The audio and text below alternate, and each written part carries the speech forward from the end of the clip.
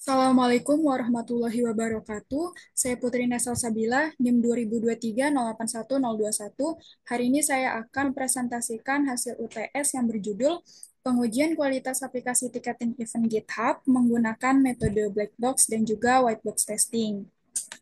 Langsung saja kita ke bagian pendahuluan latar belakang. Jadi, pada bagian latar belakang ini saya sudah menerapkan pola latar belakang masalah OMKK masa soltu sehingga lebih efektif. Aplikasi ticketing event GitHub ini adalah perangkat lunak yang dirancang untuk mempermudah proses pemesanan dan pembayaran tiket bagi event Great Innovation Day atau GitHub, sehingga aplikasi ini sangat perlu diuji secara menyeluruh untuk memastikan aplikasi dapat berfungsi sesuai dengan ekspektasi pengguna. Nah, berbagai metode pengujian perangkat lunak digunakan untuk mengevaluasi kualitas aplikasi. Nah, black box testing dan white box testing ini menjadi dua metode yang paling umum. Black box testing ini berfokus pada pengujian fungsionalitas dan antarmuka pengguna tanpa mempertimbangkan struktur internal aplikasi tersebut. Sebaliknya, white box testing ini menguji bagian dalam perangkat lunaknya, termasuk kode dan juga jalur eksekusinya. Namun, black box testing dan white box testing ini eh, adalah metode yang memiliki kelebihan dan juga kelemahan.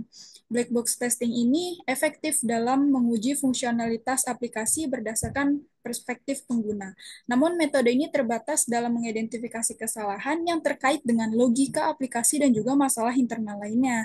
Nah, di sisi lain, white box testing ini justru lebih mendalam menilai kode aplikasi, tetapi memerlukan pemahaman teknis yang lebih mendalam tentang kode sumber dan lebih memakan waktu. Masalah yang sering muncul dengan penerapan kedua metode ini adalah ketidakmampuan untuk menangani pengujian jalur kode yang lebih kompleks dalam white box testing dan kurangnya pengujian terhadap input yang tidak terduga dalam black box testing. Sehingga pengujian yang dilakukan terkadang tidak dapat mendeteksi semua cacat yang mungkin ada, yang pada gilirannya dapat memengaruhi pengalaman pengguna dan keandalan sistem. Nah, sebagai solusi perbaikan, disarankan untuk menggabungkan dua metode ini dalam satu siklus pengujian yang komprehensif, sehingga aplikasi tidak hanya diuji dari sisi fungsionalitas eksternal, tetapi juga dari segi logika internal yang lebih mendalam. Pengujian alat bantu otomatisasi pengujian dapat meningkatkan efisiensi dan cakupan pengujian, serta mengurangi waktu yang dibutuhkan untuk menemukan cacat. Tujuan penelitian ini untuk mengevaluasi kualitas perangkat lunak aplikasi tiketing GitHub dengan metode black box dan white box testing, dan juga mengidentifikasi kekuatan dan kelemahan aplikasi, serta memberikan rekomendasi untuk meningkatkan kinerja dan kualitas sistem secara keseluruhan. Selanjutnya ada tujuan penelitian untuk menguji dan mengevaluasi kualitas perangkat lunak aplikasi ticketing event GitHub dengan menggunakan metode pengujian black box dan white box testing. Secara spesifik, penelitian ini bertujuan untuk saya bagi dengan 4 poin ini. Selanjutnya ada ruang lingkup. Dalam penelitian ini, ruang lingkupnya adalah pengujian fungsionalitas aplikasi yang akan menguji beberapa fitur utama aplikasi, lalu pengujian struktur internal aplikasi, lalu evaluasi kualitas aplikasi, dan juga berdasarkan temuan hasil pengujian, penelitian akan memberikan rekomendasi untuk meningkatkan kualitas perangkat lunak. Selanjutnya ada kajian teori yang digunakan sebagai dasar bagi peneliti dalam melakukan penelitian. Teori-teori yang menjadi dasar pengujian dan penjaminan kualitas perangkat lunak aplikasi tiketing GitHub ini adalah sebagai berikut: pengujian perangkat lunak, metode pengujian black box, metode pengujian white box, kualitas perangkat lunak, dan penjaminan kualitas perangkat lunak atau software quality assurance. Selanjutnya, identifikasi fitur yang diuji. Fitur yang diuji dalam penelitian ini adalah fitur informasi dan update acara pada aplikasi ticketing event GitHub. Nah, pengujian ini tentunya untuk memastikan fungsionalitas dan kinerja dari fitur informasi dan update acara itu sendiri. Selanjutnya ada metode yang digunakan. Metode yang digunakan adalah black box testing dan juga white box testing. Nah, black box testing ini pengujian fungsionalitas aplikasi tanpa melihat kode internalnya. Nah, dalam black box testing ini, saya menggunakan teknik boundary value analysis dan juga equivalence partitioning yang digunakan untuk memastikan aplikasi menangani input dengan benar. Boundary value analysis ini untuk menguji input pada batas nilai minimum dan maksimum, sementara equivalence partitioning untuk memastikan pengujian dilakukan pada kelas input yang dianggap equivalent. Namun tentunya black box ini ada kelemahannya yaitu ketidakmampuan dalam mendeteksi kesalahan dalam logika atau struktur kode aplikasi. Oleh karena itu, meskipun efektif, black box tidak dapat mengidentifikasi masalah yang lebih dalam pengelolaan data atau jalur kode yang kompleks. Selanjutnya, metode yang saya gunakan yaitu white box testing. Dan teknik yang saya gunakan dalam white box testing ini ada code coverage dan juga path testing yang digunakan untuk memastikan bahwa setiap bagian kode telah diuji dan dapat mengeksekusi berbagai jalur.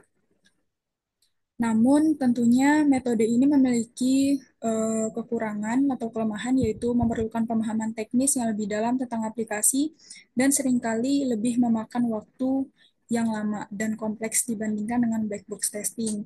Nah, untuk mengatasi keterbatasan masing-masing metode, di sini disarankan untuk menggabungkan dua metode tadi dalam satu siklus pengujian. Dengan menggabungkan kedua metode ini, pengujian tidak hanya mencakup fungsionalitas aplikasi dari perspektif pengguna, tapi juga melibatkan analisis mendalam terhadap struktur dan kode internal aplikasinya. Selanjutnya ada hasil dan temuan.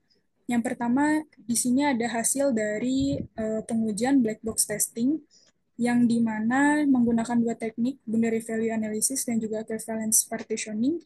Berikut adalah hasilnya yang dijelaskan pada tabel 1. Pada beberapa kasus uji yang saya masukkan di sini, saya akan bacakan yang kasus uji pertama dengan panjang karakter judul acara. Rentang validitasnya, batas minimumnya itu 5 karakter. Kalau kita input 4 karakter, hasilnya adalah invalid, sehingga status pengujiannya gagal. Kalau misalnya dalam kasus uji panjang karakter judul acara, kan batas minimumnya 5 karakter, kita input 5 karakter, udah pasti hasilnya valid dan status pengujiannya berhasil. Begitu juga di kasus uji lainnya. Selanjutnya ini ada tabel 2 menggunakan teknik equivalence partitioning. Ada beberapa kasus uji yang saya masukkan. Yang pertama ini ada format tanggal update. Rentang validitasnya harus seperti ini. Day, month, dan juga year dengan tanda strip. Kalau inputnya seperti ini, udah pasti status pengujiannya berhasil. Kalau misalnya pada format tanggal update, inputnya dengan garis miring, status pengujiannya gagal karena validnya itu harus tanda strip, bukan tanda miring. Dan juga kasus uji yang lainnya seperti itu. Selanjutnya ada hasil dari pengujian white box testing. Seperti yang tadi sudah disebutkan, kalau white box testing ini dia menggunakan kode programnya. Nah, berikut sudah saya insert salah satu gambar dari kode fungsi yang diuji dalam teknik kode coverage. Nah, berdasarkan gambar ini, kita mengetahui jumlah kasus ujinya itu ada 10, 8 kasus mengeksekusi fungsi tampilkan, 2 kasus mengeksekusi fungsi tampilkan error. Dan cakupan kode atau code coverage-nya itu 100%, berarti semua jalur dieksekusi. Selanjutnya ini ada gambar yang saya insert sebagai pengujian dari path testing, di mana berdasarkan gambar ini jalur pengujiannya akan dijelaskan di tabel 3 dengan total jalur diuji adalah 4 dan path testingnya itu sebesar 100%. Nah, berikut ada jalur pengujiannya. Salah satunya judul dan tanggal terisi plus format valid. Nah, deskripsi jalurnya, fungsi simpan ke database dijalankan, status pengujiannya berhasil.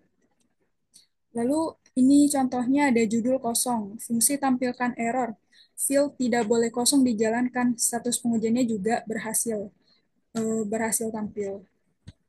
Selanjutnya ada evaluasi kualitas perangkat lunak berdasarkan hasil pengujian.